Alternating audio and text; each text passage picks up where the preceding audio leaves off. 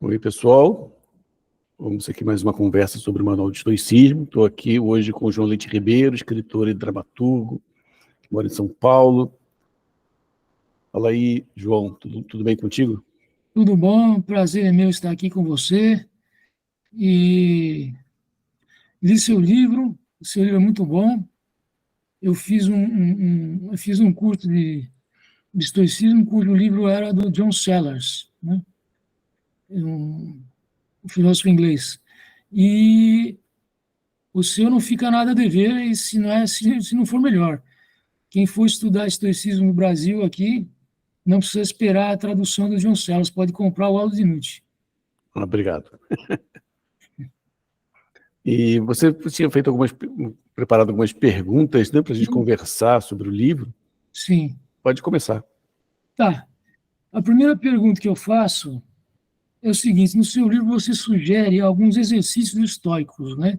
Por exemplo, você fala que Pitágoras, ao final do dia, tinha o costume de ficar avaliando o que ele fez de bom e o que ele fez de ruim, e a partir dessa avaliação ele iria assim progredindo dia a dia, né? Então, temos essa ideia então de exercícios estoicos, uma prática estoica, né? E não apenas isso, né? Você tem também a figura do sábio estoico, que seria inatingível, né? O sábio estoico é apenas uma referência, porém ele é inatingível.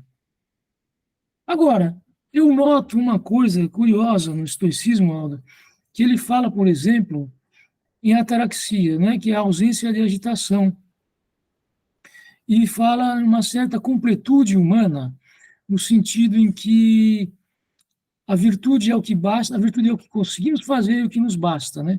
Vocês, obviamente, se conhecem todos esses raciocínios. Eu estou desenvolvendo isso com a seguinte intenção. O estoicismo para você diria que é mais uma busca ou é uma completude que sentimos? O sentimento interno que acompanha o estoicismo, o sentimento de busca ou de completude?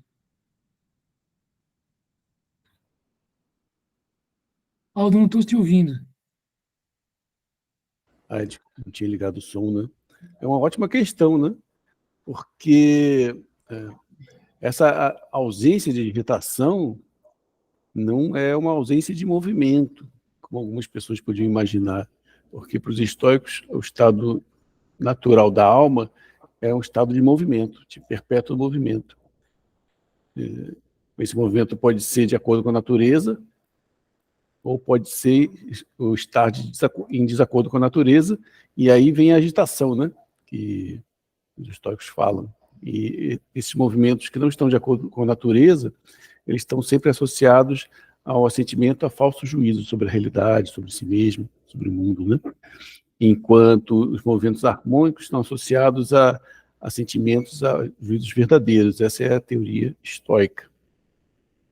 Agora, um dos primeiros, de fato, um dos primeiros sintomas, né, efeitos do estoicismo que eu senti foi justamente essa questão da ataraxia, né? Há muitos anos eu senti isso como fosse um gelo nas veias, literalmente, né? Eu estava num lugar bonito, assim, perto da natureza, e senti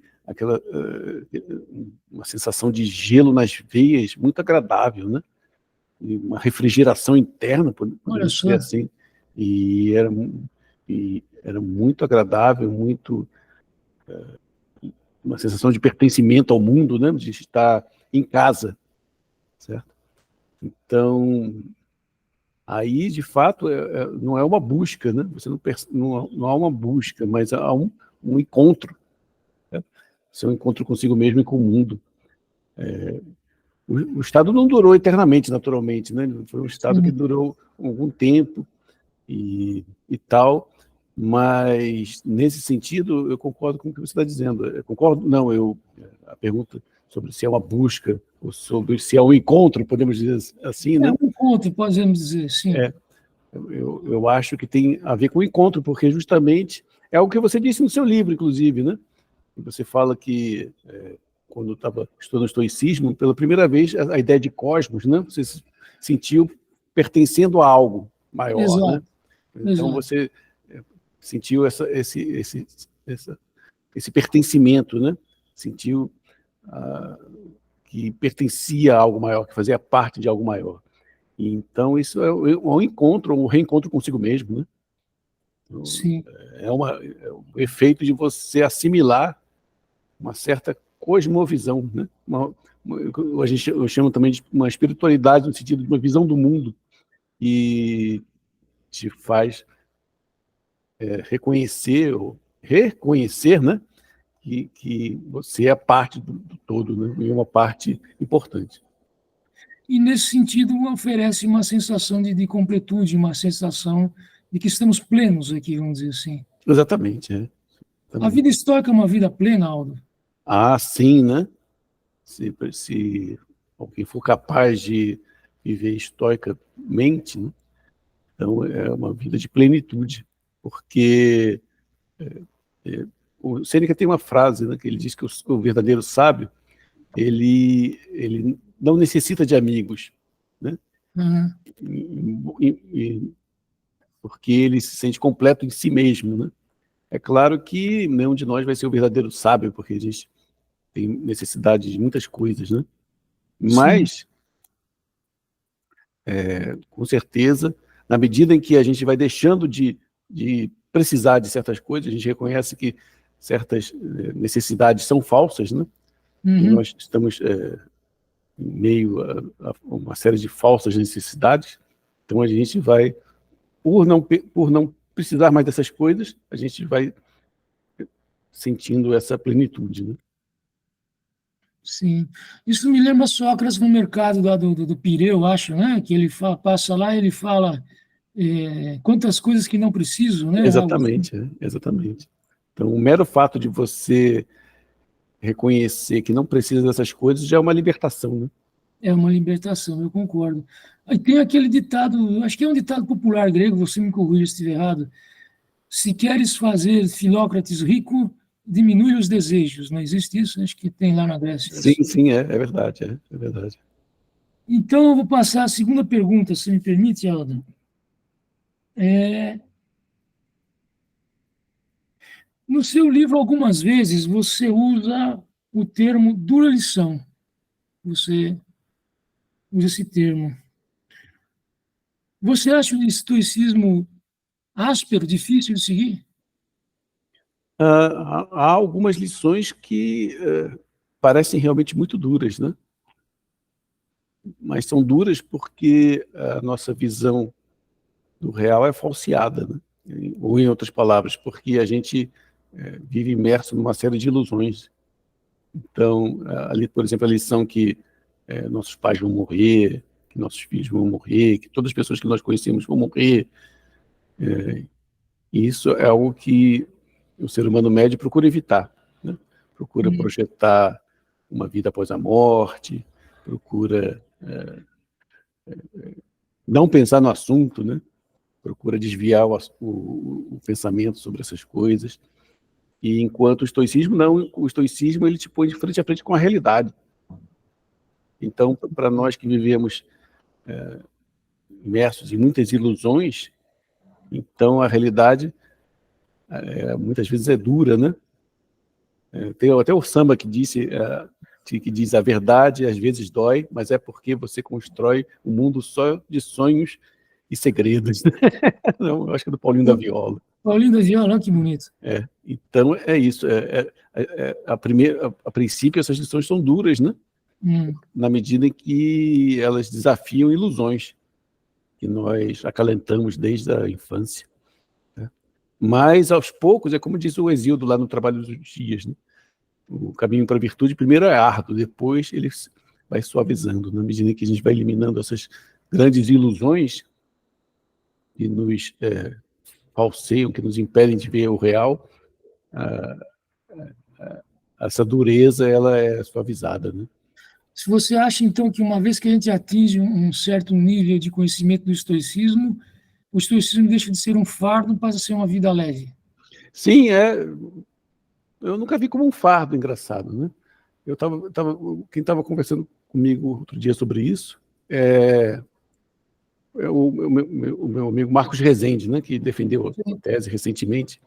Então, ele falou que o estoicismo, a ele causa inquietação, né? Ele estava falando daquela questão da conflagração, né? Que todo o cosmos, em algum momento, ele vai ser consumido pelas chamas, né? Do fogo artífice e tal, vai se reduzir.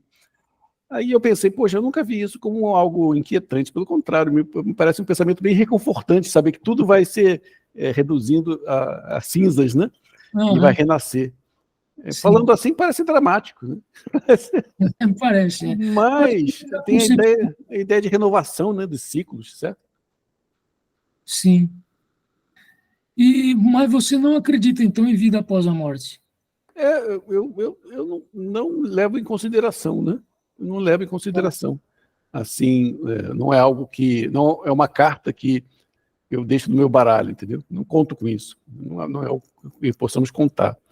Mas, obviamente, a gente não tem noção do que é, o que não é, né? Certo? O que nós sabemos da realidade é muito pouco. O conhecimento que nós temos do real é muito pouco.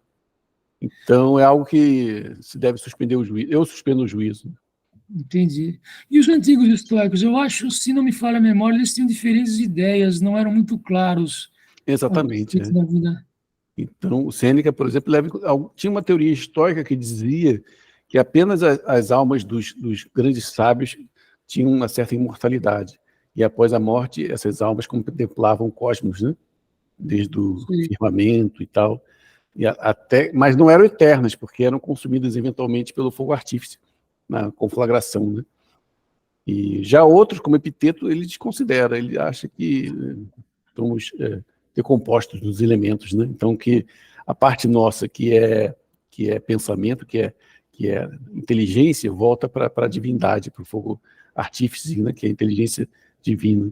E a parte nossa, que são os elementos, né, materiais, retorna para a natureza para compor uma outra coisa qualquer. Nesse sentido, né, e aí eu acho que está aquela sua ideia de pertencimento, nesse sentido, é uma eternidade nossa, porque, como diz Epiteto, o nosso pensamento é o fragmento da divindade, né? Então, uma parte nossa é eterna, né? Sim, nesse sentido, que na comunhão com Deus, né? Exato, mas eu me atrai muito essa ideia da ilusão do eu, né? É budismo, não é isso, né? Que o budismo fala, que trata muito dessa... Porque o eu me parece uma realidade ilusória sobre muitos aspectos. A mim também seria pela impermanência que você fala isso, a impermanência das nossas características? Exato, a permanência de tudo, né? Porque uma vez nós tenhamos morrido, esse fragmento da divindade é pensamento puro, então não guarda memória, não guarda coisa alguma, né? Não guardaria coisa alguma. Mas é um tema que, obviamente, a gente só pode especular. Então a gente vê o Sêneca especulando sobre isso, Marco Aurélio, mas não há nenhum ser humano na face da Terra que tenha certezas sobre isso. Verdade, verdade. Então vamos lá. A minha terceira pergunta é o seguinte: entre as paixões ruins está a compaixão, né?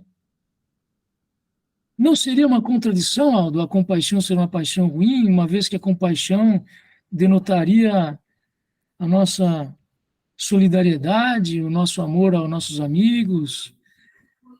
As lágrimas não seriam sinal de um bom caráter, um caráter de alguém que se importa com os outros? Tem uma história do Epiteto, e o Epiteto conta que um dos alunos dele, a filhinha dele estava muito doente, e ele teve tanto medo que ela morresse, que ele pegou e viajou para um lugar bem longe. Porque e o Epiteto perguntou, por que você fez isso? Não, porque eu amo ela demais, né? Então, eu não podia suportar a ideia dela morrer. Então, Epiteto pergunta assim, então esse é o comportamento que você acha?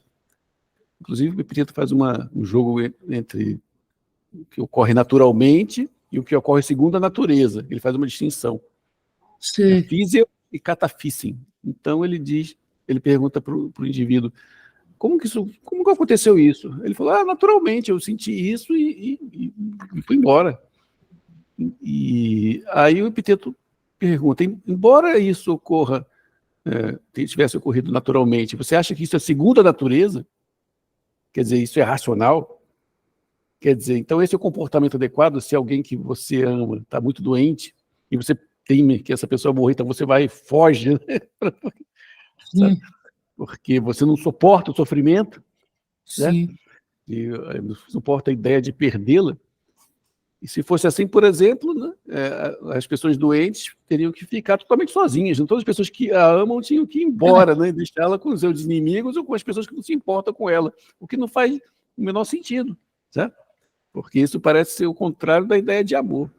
Então, o que os estoicos estão dizendo é que você cuidar da pessoa que está sofrendo, isso não implica que você sofra junto, entendeu? Você tem que ajudar a pessoa a superar seu sofrimento, não sofrer junto com ela.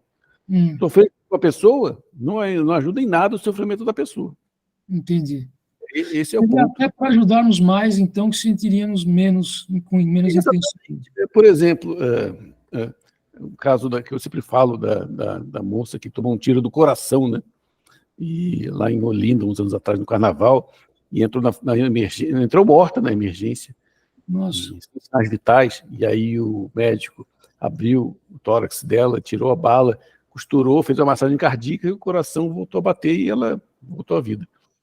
Então, ele só pode fazer isso porque ele teve tranquilidade suficiente para agir. Se ele estivesse aterrorizado, sofrendo e junto, ele não teria essa habilidade, né? Ele não teria essa tranquilidade para fazer esse processo difícil e trazer a moça de volta à vida. Da mesma forma, o jogador de futebol vai bater um pênalti, né, numa final. Se ele estiver sofrendo junto com os torcedores, certo? E aterrorizado e com muito medo, é muito provável que ele vai chutar a bola para fora. Qual é a marca do jogador? É aquele que ele percebe que está todo mundo sofrendo, né? Que está todo mundo torcendo, mas ele se mantém inabalável e assim ele ajuda o time.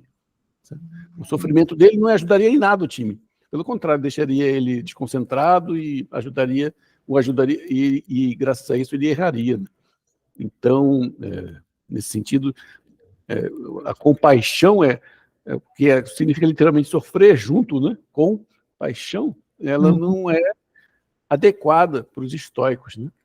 Mas sim é preciso saber ajudar a pessoa que está sofrendo para que ela supere o sofrimento. Então, a gente precisaria de uma outra virtude, né? De uma virtude auxiliadora nesse sentido, né? Sim. Nós temos as várias virtudes estoicas, né? Às vezes são 4, às vezes são mais. Você colocaria solidariedade na virtude estoica? Solidariedade, essa palavra que eu estava tentando lembrar, essa palavra, e não me veio à mente, porque acho que solidariedade é uma palavra que define muito o que é virtude em geral para os estoicos, porque é uma coisa que eu tenho insistido muito, que aparece em Epiteto, em Marco Aurélio, em Sêneca, em Musônio, que é o caráter comunitário da virtude, né? O Epiteto fala assim, se Zeus quer ser aquele que quer ganhar o epíteto, né, daquele que faz chover, né, aquele que traz as chuvas, ele não pode ser aquele que traz as chuvas sem beneficiar a humanidade, porque as chuvas fazem com que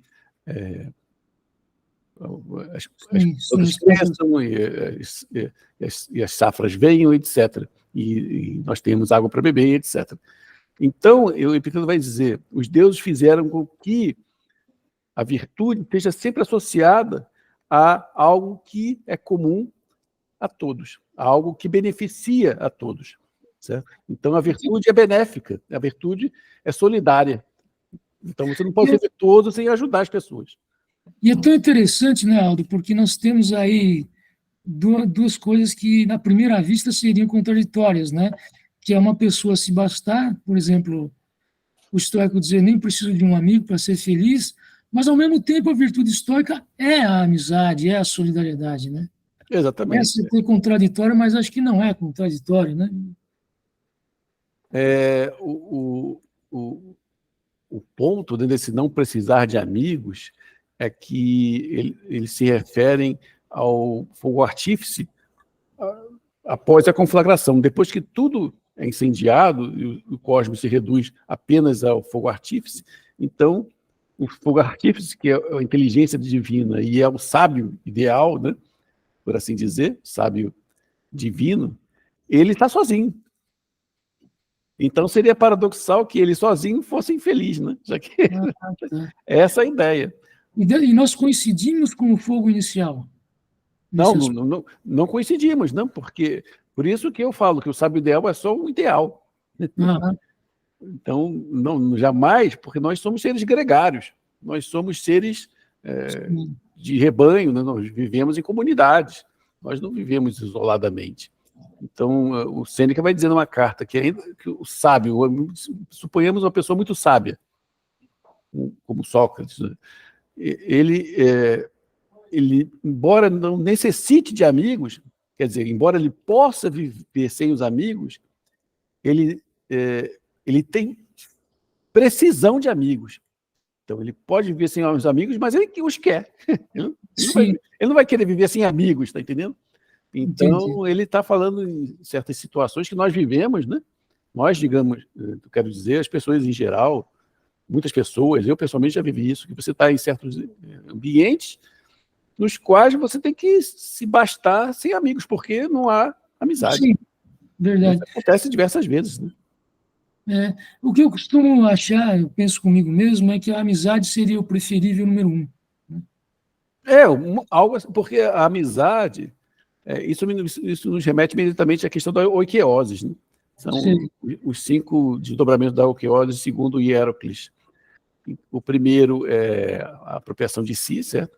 Você se reconhece. O segundo é a autopreservação, uma vez que você se reconhece como distinto do mundo, né? Como você persevera, você quer perseverar na existência, você não quer morrer, certo? Então você vai evitar coisas que possam atentar contra a sua vida.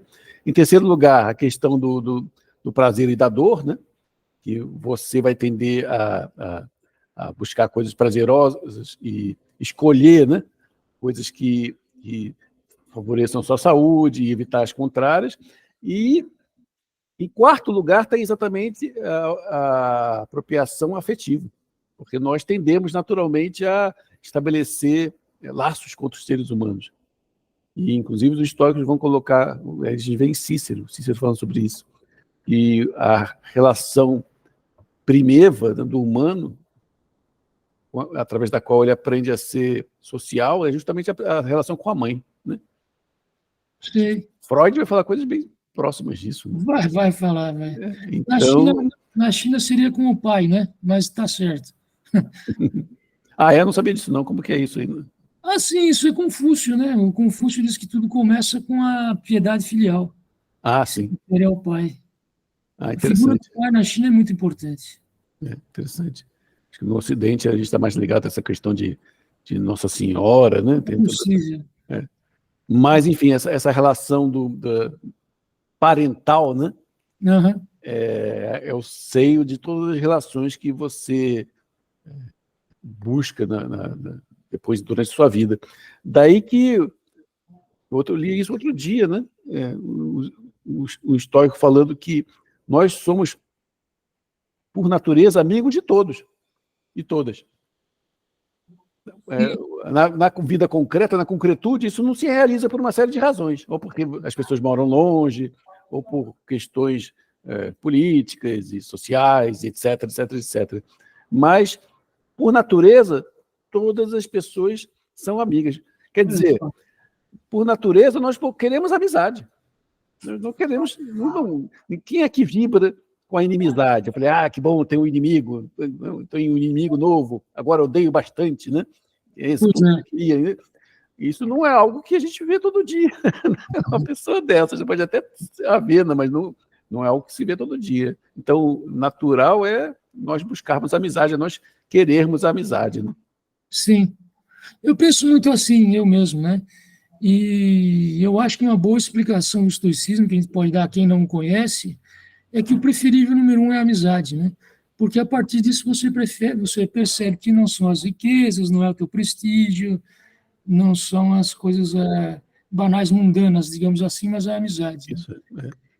Então eu vou. O Xenofonte, lá nas Memoráveis, ele fala exatamente isso sobre Sócrates, né? Que o objetivo da filosofia socrática para Xenofonte é se tornar bom para merecer amigos tão bons quanto você se tornou, entendeu? Sim, Então, se você não tem virtudes, se você é uma pessoa ignóbil, né? Você vai tender a ter amigos como você, tá entendendo? sim, Ou, no máximo, você vai ter um amigo virtuoso, mas enganando, certo? Então, é por isso que o trabalho de você se aperfeiçoar é para ser capaz de merecer bons amigos, né? Porque ele vai dizer exatamente isso, que a verdadeira, os bens verdadeiros são os amigos. verdade. Eu já tinha observado isso e concordo plenamente com você. Eu vou passar então a mais uma pergunta. A pior paixão é a ira, correto? A ira é uma paixão paradigmática, né? Para os estoicos, que ela é extremamente potente e ela acarreta uma série de outras paixões, né? O ódio, a crueldade. Então, as outras paixões é como se fosse uma bola de neve, né? Ela vai, a cada giro dela, se você deixá-la correr, ela acrescenta uma nova camada de vícios, né? E de paixões tenebrosas. Então, é por isso que eles usam essa paixão, né, para exemplificar a dinâmica das paixões em geral, né? Aí, o caso de Medeia, é uma paixão tão violenta que você não teme em se autodestruir para realizá-la. Veja só, é uma paixão tão violenta que ela destrói até o seu sentido de autopreservação, o seu instinto de autopreservação. Entendi. Mas aí nós temos uma pergunta, porque o Sócrates falava que ninguém faz o mal sabendo que está fazendo o mal, né? Seria sempre por ignorância que fazemos o mal. Os estoicos repetem isso, ou os estoicos diriam que existe o mal, existe algo mais ou menos como o diabo, vamos dizer, na ideia cristã. Porque os cristãos creem que existe um mal absoluto, vamos dizer assim, que seria o diabo, e aqui nesse planeta ele está em guerra com Deus, e ele seria o mal absoluto. Sócrates não fala nesses termos, me parece. Ele fala que nós fazemos a maldade por ignorância, por não sabermos o que é o bem. É verdade. Os históricos vão repetir esse dito de Sócrates, com certeza. E para eles, é por isso que, por exemplo, a gente está falando da ira, né? Que o Epiteto fala sobre Medeia, e para se vingar do marido, né? Estando ela iracunda, ela mata os próprios filhos, certo? E ele diz o seguinte: vocês não devem ficar com raiva de Medeia, porque ela fez o que parecia certo, certo? Então, o mal para o estoico é o assentimento a falsas concepções. Como diz Epiteto, né? Nós podemos lutar contra Deus apenas de uma maneira, né? Em nossa alma, com nossas ideias, porque o nosso corpo segue a natureza necessariamente. E tudo mais, né? Como tudo mais do mundo. O único modo de se opor à vontade de Deus, podemos dizer assim, para os estoicos, é através do pensamento. Isso é, falseando a verdade, falseando a realidade, projetando um mundo que não existe, dando assentimento a falsas opiniões, a falsas crenças. Como, por exemplo, os nazistas, né? O mal deles está no assentimento que eles deram aquelas falsas crenças, que eles são uma raça superior, que por isso eles precisam exterminar os que não são como eles, e por aí vai. Mas, como seres humanos, eles não diferem de nós em nada. Então, eles têm... O mal deles consiste neles terem dado assentimento a essas falsas crenças que os tornam antissociais, que os tornam brutais e tudo mais, né? Então, uma formação filosófica tornaria o homem também bom. Não, apenas... aí que tá. Essa é uma ótima questão. O Posidônio foi até aí.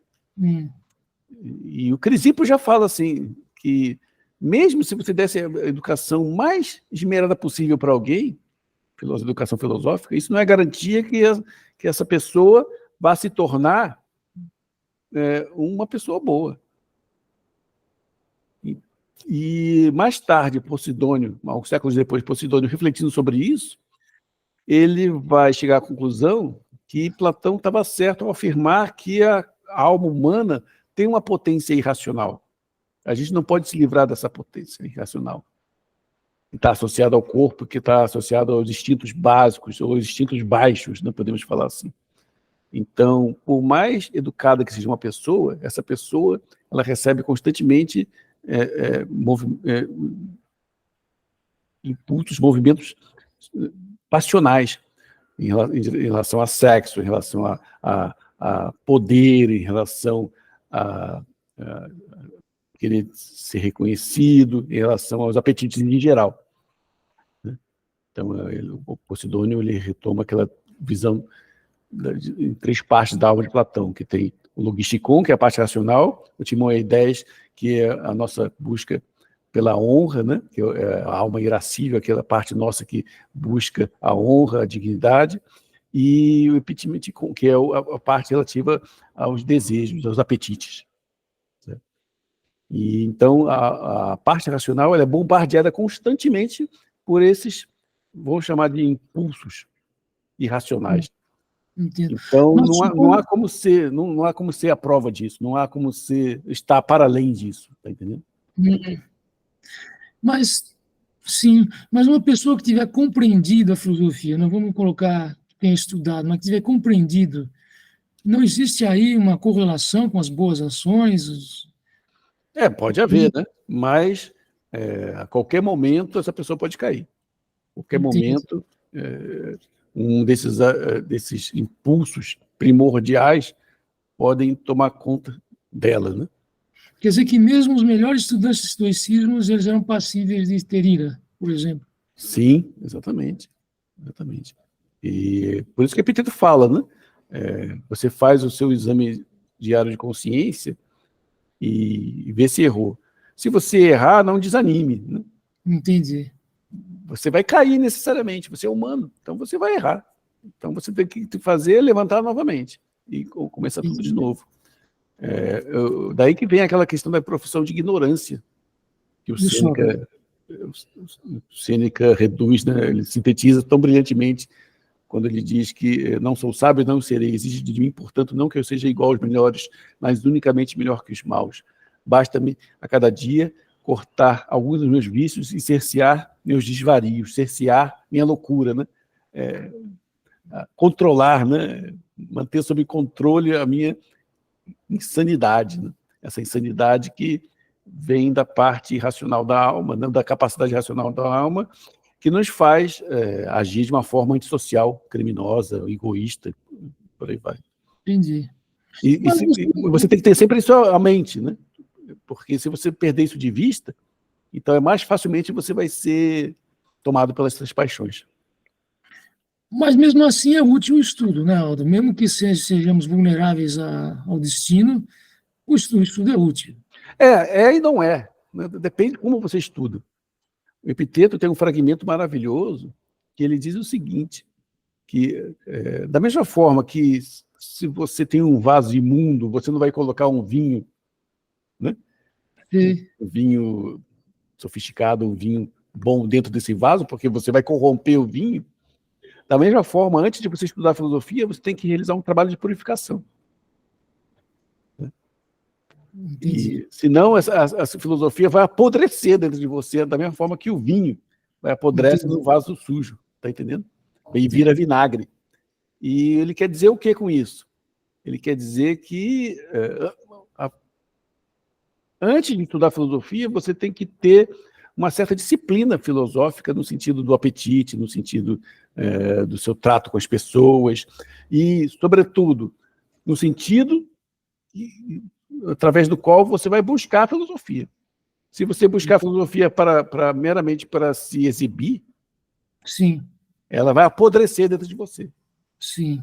Então, a Existe. filosofia só pode auxiliar aquele que busca auxílio nela. É por isso que eu falei em algum lugar, onde que eu falei? Agora, naquela introdução que eu fiz, acho que... não, um texto que eu escrevi no blog um tempo atrás, né? Que a filosofia só vai te dar aquilo que você já tem. Bonito, bonito. Se você é uma pessoa, por natureza, que busca amizade, no sentido de, né, de ser uma pessoa desinteressada, assim, que a pessoa leal, a filosofia só vai enfatizar, só vai desdobrar essas qualidades que você já possui. Mas se você tem qualidades ruins e não prestar atenção nelas e deixá-las que elas cresçam à vontade, né? Então a filosofia não vai te tornar bom. Pelo contrário, a filosofia vai te tornar pior ainda. Daí que eu vi pessoalmente, né? Nós falamos sobre isso, não podemos falar aqui porque é assunto pessoal. Pessoas que estudaram Epiteto se tornaram terríveis, por exemplo. Egoístas, né? E brutais. Sim. A culpa está em Epiteto? Não.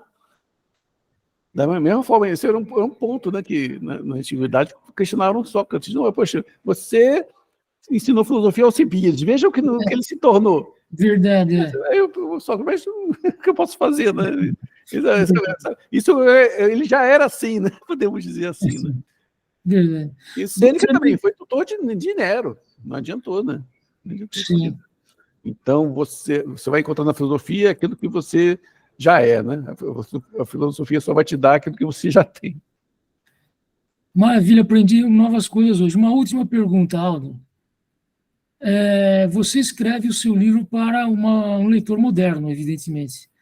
Você tenta apresentar, por exemplo, exercícios estoicos que seriam praticáveis pelo leitor moderno.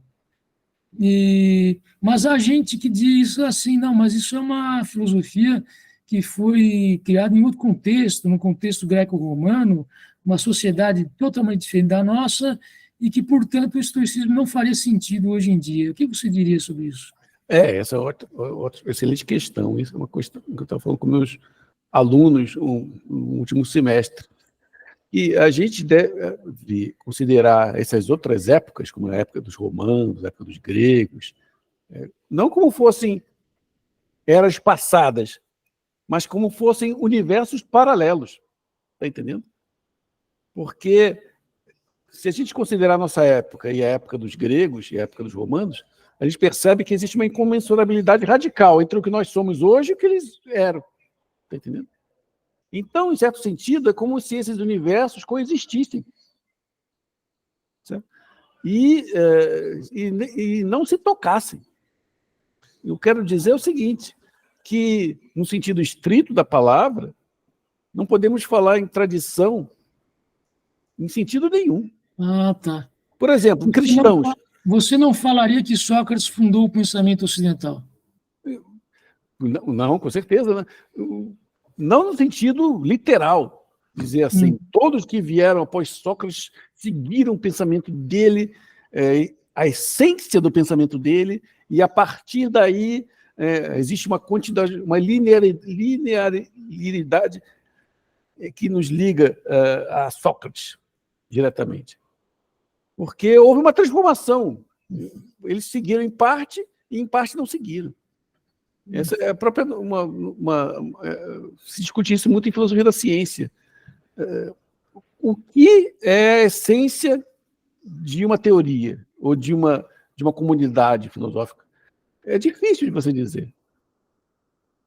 Certo? Sim. Então, não é uma questão de você encontrar uma essência, uma definição, mas um movimento filosófico, por exemplo, tem uma série de características e que podem estar presentes ou não.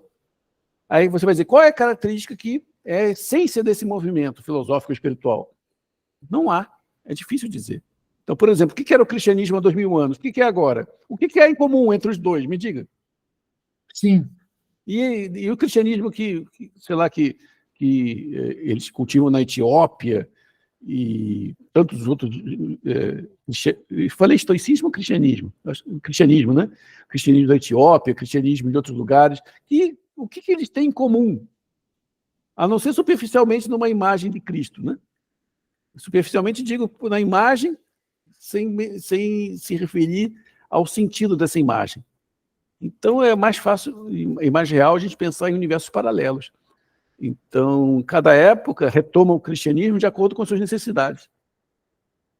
E nós também, e cada época também pode retomar o estoicismo de acordo com as suas necessidades, de acordo com a sua visão do mundo. Então, por isso que eu falo que no livro que não vejo uma quebra da tradição no sentido mais amplo. Porque, por exemplo, o estoicismo continua a ser estudado lá no Império Bizantino, depois voltou para a Europa, e cá estamos nós falando sobre ele, né?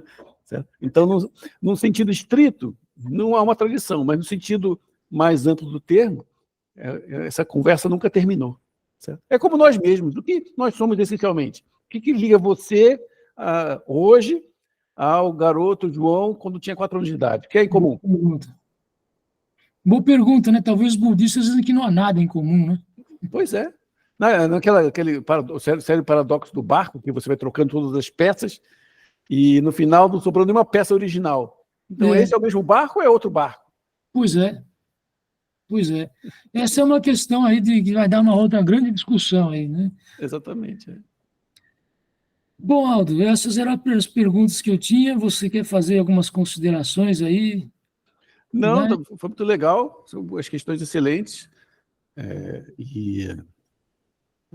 Estamos aguardando aí a sua peça, né? Os desdobramentos, né? Você já apresentou. Vai entrar em cartaz. Se Deus quiser, vai entrar em cartaz. Isso, você já apresentou 2 vezes, não foi em São Paulo? 2 vezes, 2 teatros diferentes já. Muito legal. Então, parabéns.